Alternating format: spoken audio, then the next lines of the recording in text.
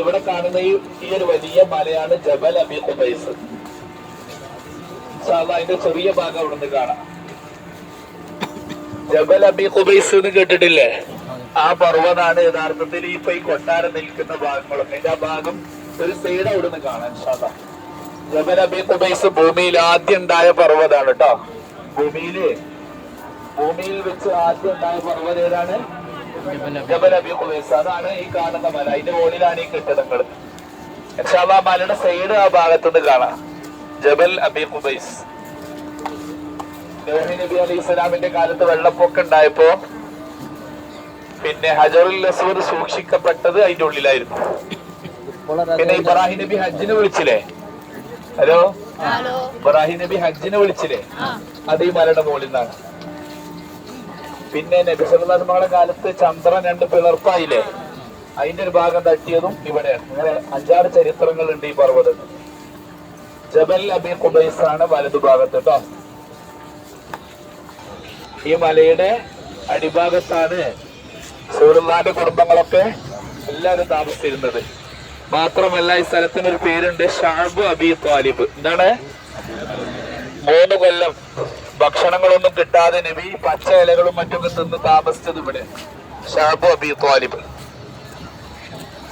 ശത്രുക്കളെ ഉപരോധം ഏർപ്പെടുത്തി. മുഹമ്മദ് നബിക്ക് വളരെ കൂടുതൽ ആളുകൾക്കൊന്നും കൊടുക്കാൻ പാടില്ലാതെ ഉപരോധം ഏർപ്പെടുത്തിയപ്പോ അവർക്ക് പിന്നെ റസൂലുള്ളാഹിക്കും കുടുംബങ്ങൾക്കും തിന്നാനൊന്നും കിട്ടിയില്ല. ഒരു സാധനവും കൊടുക്കാൻ പറ്റാതെ, കൊടുക്കാൻ പാടില്ലാതെ ശത്രുക്കൾ ഉപരോധം ഏർപ്പെടുത്തിയതാണ്. അങ്ങനെ നബിയും കുടുംബമൊക്കെ സഹാബികളും ഈ മലയുടെ മുകളിലാണ് 3 കൊല്ലം ഭക്ഷണങ്ങളൊന്നും കിട്ടാതെ പച്ച ഇലകളും മറ്റും തിന്നുകൊണ്ട് ജീവിച്ചത് എന്നാണ്. ഇത്രയും പ്രയാസപ്പെട്ട ഒരു സ്ഥലത്താണ് നമ്മൾ നിൽക്കുന്നത്. സ്ഥലത്തിന്റെ പേര് ഷഅബ് അബി ത്വാലിബ് എന്നാണ്.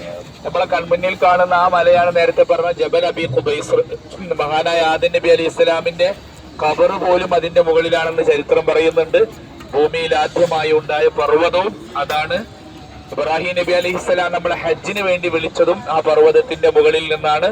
നൂഹ് നബി അലൈഹി സ്വലാത്തു വസ്സലാമിന്റെ കാലത്തുണ്ടായ വെള്ളപ്പൊക്കത്തിൽ ഹജറുൽ അസ്വദ് പിന്നെ സൂക്ഷിക്കപ്പെട്ടത് ആ മലയുടെ മുകളിലാണ്. നബി സല്ലല്ലാഹു അലൈഹി വസല്ലം തങ്ങളുടെ 40ാമത്തെ വയസ്സിൽ നുബുവത്ത് കിട്ടിയപ്പോ ആ നുബുവത്ത് പ്രഖ്യാപിച്ചുകൊണ്ട് ഞാൻ നബിയാണ്, ഞാൻ അള്ളാഹുവിന്റെ പിന്നെ റസൂലാണ് എന്ന് പ്രഖ്യാപിച്ചത് ആ മലയുടെ മുകളിൽ വെച്ചാണ്. അപ്പോഴാണ് തബ്ബല്ലക യാ മുഹമ്മദ് ലിഹാദാ ജമാഅത്തന, ഇതിനാണോ നശിച്ചോനെ ഞങ്ങളെ വിളിച്ചു കൂട്ടിയത് എന്ന് എന്ത് ചെയ്തത് അബൂ ത്വാലിബ് ചോദിച്ചത്. അപ്പോഴാണ് ഏത് സൂറത്ത് ഇറങ്ങിയത്? തബ്ബത് യദാ അബീ ലഹബിൻ വതബ്ബ. ബിസ്മില്ലാഹിർ റഹ്മാനിർ റഹീം. تبت يدا أبي لهب وتب ما أغنى عنه ماله وما كسب سيصلى نارا ذات لهب وامرأته حمالة الحطب في جيدها حبل من مسد.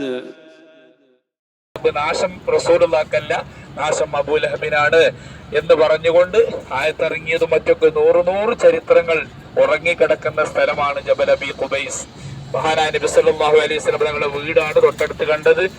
അതിന്റെ ഇപ്പുറത്ത് കാണുന്ന ഈ ഏരി മുഴുവൻ ഷഅബ് അബി ത്വാലിബ് നബി സല്ലല്ലാഹു അലൈഹി വസല്ലം തങ്ങളും കുടുംബങ്ങളും പട്ടിണി കടന്നുകൊണ്ട് 3 വർഷം തിന്നാനൊന്നും കിട്ടാതെ വെറും പച്ച ഇലകൾ പോലും തിന്ന് ജീവിക്കേണ്ടി വന്ന ശത്രുക്കൾ അത്രയും പീഡിപ്പിച്ച ഒരു സ്ഥലമാണ് ഈ കാണുന്ന ഏരിയ.